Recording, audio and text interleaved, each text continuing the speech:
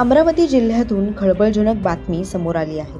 काँग्रेसचे नेते आणि जिल्हा मध्यवर्ती सहकारी बँकेचे संचालक हरिभाऊ मोहोड यांचा मुलगा वैभव मोहोड बेपत्ता झाला आहे।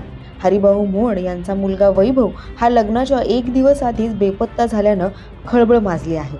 नेमकं काय घडलं याविषयीची सविस्तर माहिती व्हिडिओच्या माध्यमातून जाणून घेऊ। वैभव मोहोड वय वर्ष 30 हा मंगळवारी 13 मे रोजी बेपत्ता झाला।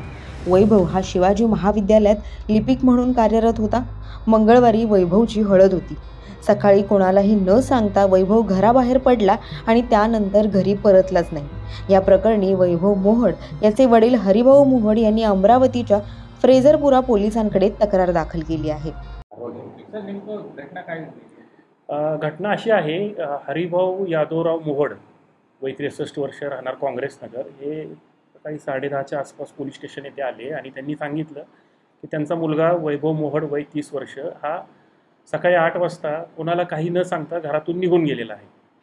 त्यानंतर त्यांनी त्यांच्या त्या तक्रारीवर आम्ही मिसिंग दाखल केलेली आहे।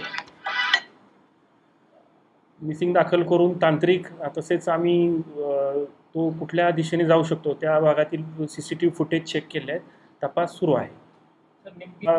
आज त्यांच्या मुलीकडेचं त्याचं लग्न ठरलेलं आहे। मुलीकडे आज हळद होती दिवसाला आणि उद्या त्या दोघांचं लग्न होतं। टीममधून त्यांनी पैसे काढलेले आहेत, त्या दृष्टीने सुद्धा तपास सुरू आहे आमचा। वडिलांच्या तक्रारीनंतर आता फ्रेझरपुरा पोलीस या प्रकरणाचा अधिक तपास करत आहे।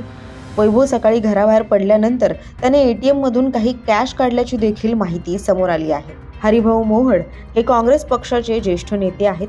त्यांनी आपल्या राजकीय कारकिर्दीत विविध पदांवर काम केलं आहे। एक अभ्यासू नेते म्हणून हरिभाऊ मोहोड यांची ओळख आहे। दरम्यान ऐन लग्नाच्या एक दिवस आधीच मोहोड यांचा मुलगा बेपत्ता झाल्यानं एकच खळबळ उडाली आहे। या प्रकरणी आता पोलिसांनी वैभवचा शोध घेण्यास सुरुवात केली आहे। याबद्दलचे अधिक अपडेट्स आम्ही तुमच्यापर्यंत पोहोचवू। त्यासाठी लोकसत्ताच्या YouTube चॅनेलला सबस्क्राईब करा आणि पाहत रहा लोकसत्ता लाईव्ह।